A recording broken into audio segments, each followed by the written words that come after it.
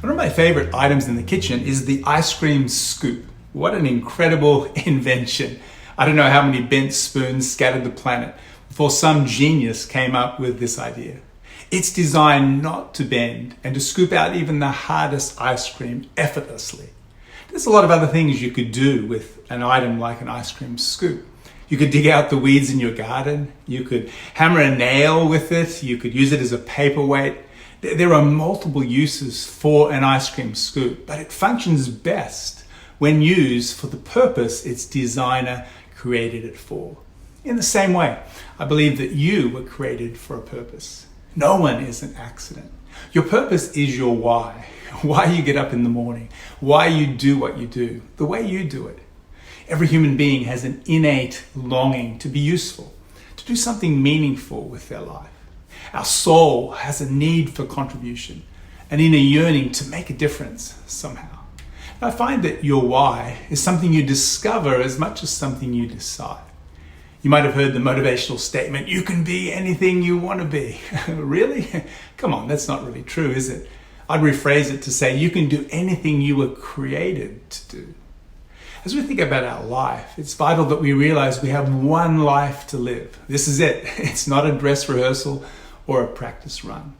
If you've ever been to a cemetery and looked at the tombstones, you'll notice that most people get their name, their birth date, their death date, and a little hyphen, a little dash between those dates. That's all you get for your entire life. But in many ways, what you do in time echoes into eternity. So let's make this the very best dash that we can. One simple way to discover your purpose is to ask yourself 3 questions. Firstly, what are you good at? Think about your strengths, your talents, your life experiences, and your unique skills. We can't do everything, but we can do something. What are you good at? Secondly, what do you care about? Well, what are your interests? What are your concerns? Well, what do you enjoy? What excites you and gets your heart racing a little bit? What annoys you or makes you angry? This is a really important question. What do you care about? And then thirdly, what are the needs of the world? Reflect on the changes that need to be made, the problems yet to be solved, the challenges our world is facing.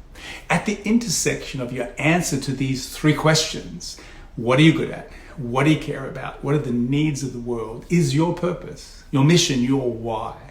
It's worth taking time to discover that, because when we're living with a sense of purpose, we're most effective and most joyful. When we're not pursuing a worthwhile purpose, we're just going through the motions without really living. We end up being ineffective and frustrated. So think about your life. What are you living for? Why do you get up in the morning? What's it all about for you? What's the dream you're pursuing?